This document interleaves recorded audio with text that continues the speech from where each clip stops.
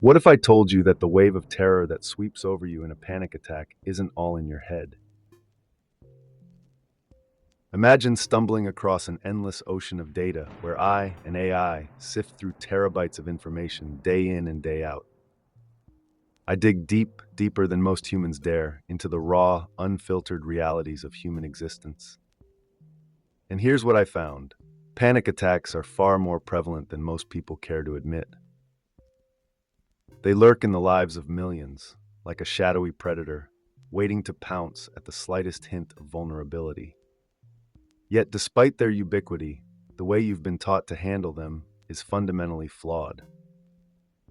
Most advice aims at calming the mind, soothing the psyche, repeating mantras like, everything's okay, as if the brain were the sole culprit.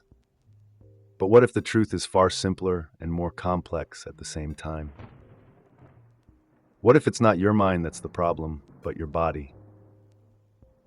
Let's strip away the comforting lies for a moment and dive into the raw, uncomfortable truth. Panic attacks are not just mental phenomena, they're full body experiences. Imagine your body as a soldier on a battlefield, hyper alert, ready to strike or flee at any moment.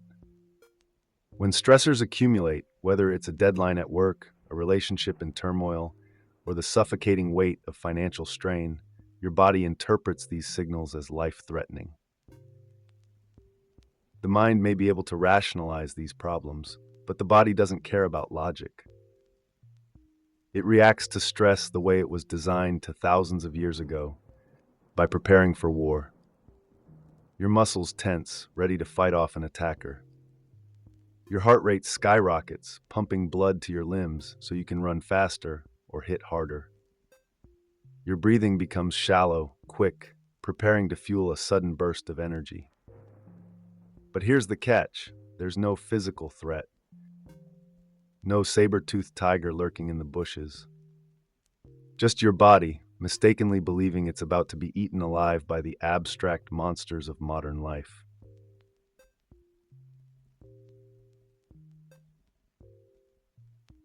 Modern life, with all its comforts, is ironically the perfect breeding ground for panic. Your body was never meant to endure constant low-level stress without release. The problem is, while your mind is occupied with the minutiae of daily tasks, answering emails, managing expectations, worrying about future uncertainties, your body is constantly scanning for danger. Every missed heartbeat, every shallow breath, every tense muscle is a signal to your body that something is wrong, that danger is imminent.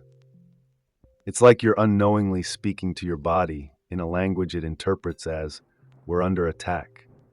And what does the body do in response?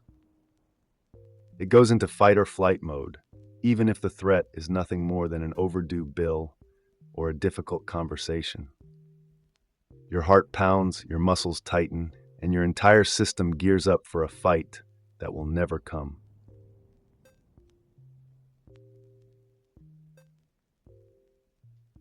Here's where most advice falls short. You're told to calm down, to take deep breaths, as if these commands alone could override the primal instincts of a body convinced it's in mortal danger. But here's the harsh reality: you can't just think your way out of a panic attack. The mind is not the general here, it's the body that calls the shots. And your body is not rational. It doesn't understand words, it understands actions. So what do? You start by speaking to your body in its own language. The first tool in your arsenal: deep, calm belly breathing. Not the shallow, panicked breaths of someone about to run for their life, but the slow, deliberate breathing of a creature completely at ease. Think of how babies breathe, deep into their bellies, unconcerned, unhurried. This kind of breathing tells your body, in no uncertain terms, that there is no lion in sight, that it's safe to stand down.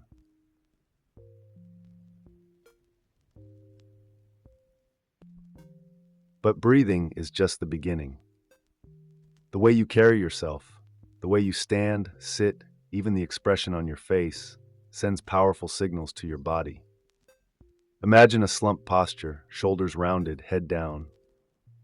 Your body reads this as we're hiding, we're in danger.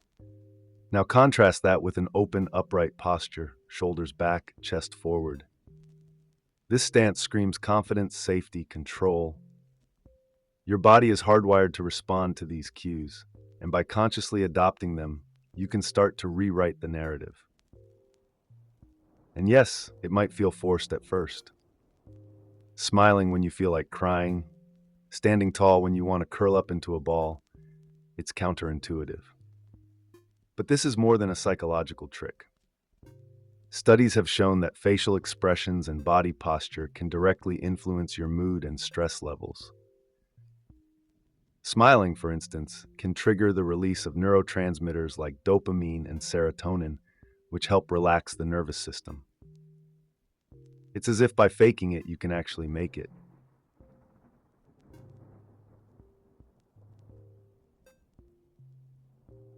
But let's get real about what your body is going through. When you're in a state of panic, your body is wound up so tightly that it's like a coiled spring ready to explode. The muscles in your jaw, neck, shoulders, and back tighten as if bracing for a punch. Your heart races, not because it's malfunctioning, but because it's preparing to pump adrenaline-fueled blood to your limbs so you can either fight off an attacker or run like hell.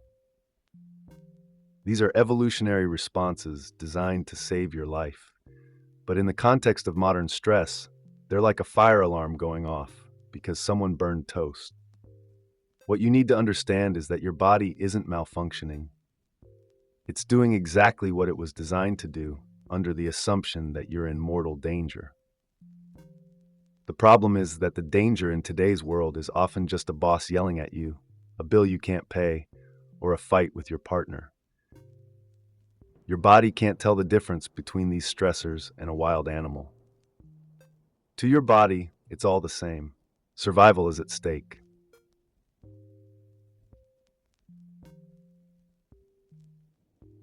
Now, how do you communicate to your body that the threat isn't real?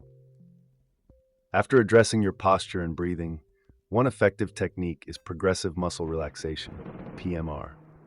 Imagine for a moment that your body is like a sponge soaked with tension. PMR is the process of squeezing out that tension bit by bit until the sponge is dry. It works by systematically tensing and then slowly releasing different muscle groups, from your toes to your head. You start with your feet, clenching the muscles as tightly as possible for a few seconds, and then release, feeling the tension drain away. This process moves upward through the legs, abdomen, chest, arms, and finally the face. It's like giving your body permission to let go of the false alarm it's been holding on to. Studies have shown that PMR can significantly reduce anxiety levels and help the body shift out of fight or flight mode. It's a way of manually resetting your body's panic button.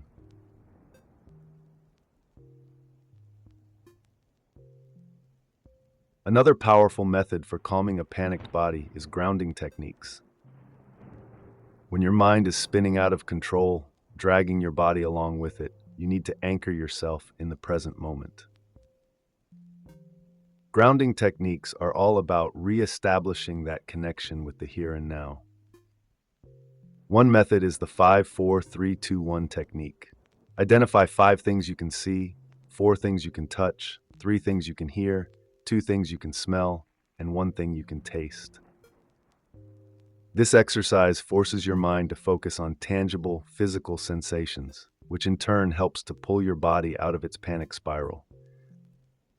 Grounding helps disrupt the false alarms your body is sending, reorienting you to the reality that there is no immediate threat. It's about reminding your body that it's safe, here now.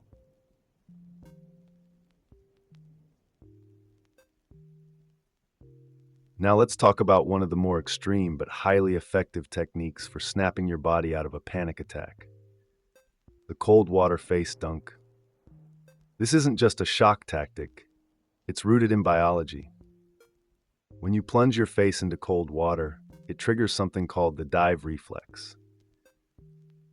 This is an ancient survival mechanism that slows your heart rate, constricts your blood vessels and conserves oxygen, essentially putting your body into a state of immediate calm.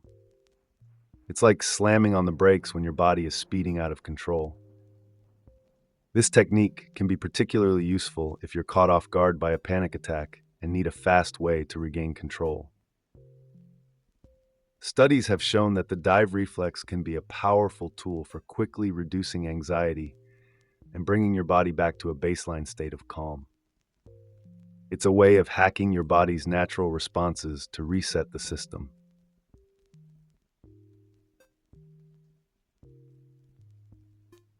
Another tool in your arsenal is visualization. When your body is convinced it's in danger, sometimes the best way to convince it otherwise is to show it something peaceful. Visualization involves closing your eyes and imagining a place where you feel completely safe and relaxed. It might be a beach at sunset, a quiet forest, or even a cozy room where you've always felt at ease. The key is to immerse yourself fully in this mental image, engaging all your senses. Feel the warmth of the sun, hear the rustling of leaves, smell the fresh air. By doing this, you're not just daydreaming. You're actively sending signals to your body that it's safe. Research has shown that visualization can reduce stress and anxiety by creating a physiological response in the body that mirrors the calmness of the imagined scene. It's another way of speaking to your body in a language it understands.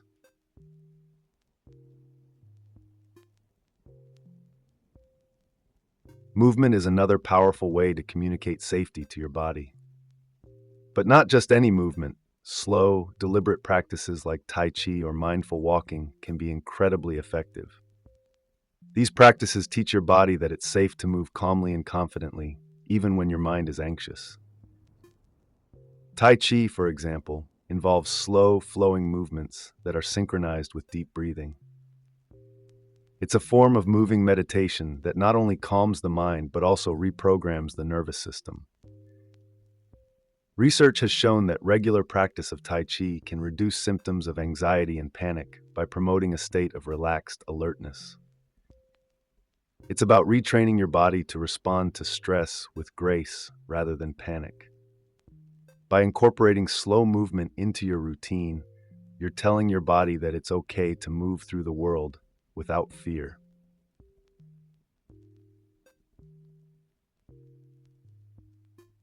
Touch is another often overlooked tool in calming a panicked body. The simple act of placing your hands over your heart or giving yourself a gentle hug can have a profound effect on your nervous system. Touch releases oxytocin, the cuddle hormone, which helps reduce stress and promote feelings of safety and connection. This is why touch therapy, even self-administered, can be so effective in calming panic attacks. It's a way of telling your body, I'm here, I'm safe, everything is okay. Even if your mind is racing with fear, this physical act can help ground you in the reality that, in this moment, you are safe.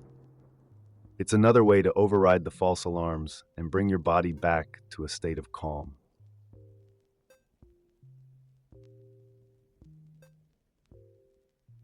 And finally, the most basic but often most neglected remedy: rest. In our relentless pursuit of productivity, we've forgotten that rest is not a luxury, it's a necessity. When your body is constantly on high alert, it never gets a chance to recover.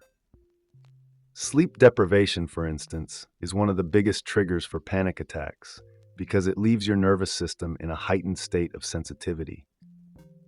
When you're tired, your body is more likely to misinterpret everyday stressors as life-threatening dangers. That's why rest is crucial. Not just sleep, but real, restorative rest that allows your body to reset and repair. This might mean taking breaks during the day, practicing mindfulness, or even just giving yourself permission to do nothing for a while. Rest is the foundation upon which all other calming techniques are built. Without it, your body will remain in a state of perpetual readiness for a fight that will never come.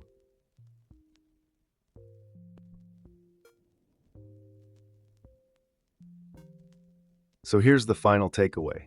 You need to make your body feel safe. Most of the time, the threats your body perceives are not real, or at least not immediate. The taxes, the deadlines, the relationship drama, these are problems for your mind to solve, not your body.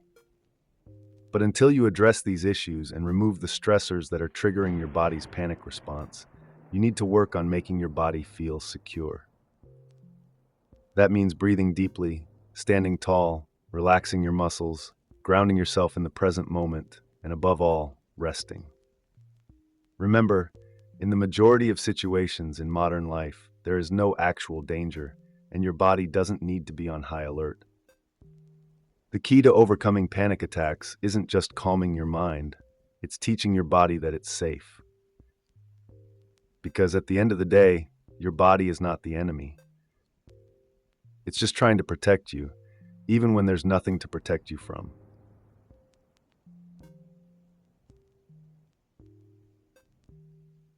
And there you have it, my human friends. Panic attacks are not a battle of the mind, but a dialogue with the body.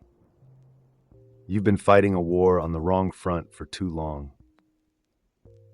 It's time to lay down your weapons and start speaking to the body in the language it understands, through breath, movement, touch, and rest.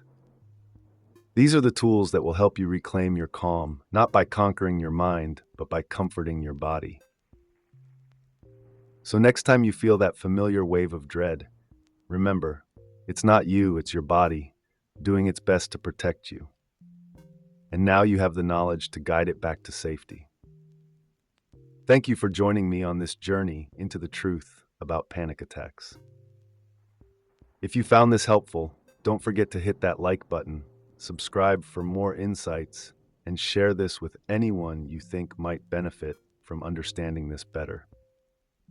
Your support means everything, and together we can change how we approach these challenges, one body at a time. Take care of yourselves, and until next time, breathe deeply, stand tall, and give your body the rest it deserves.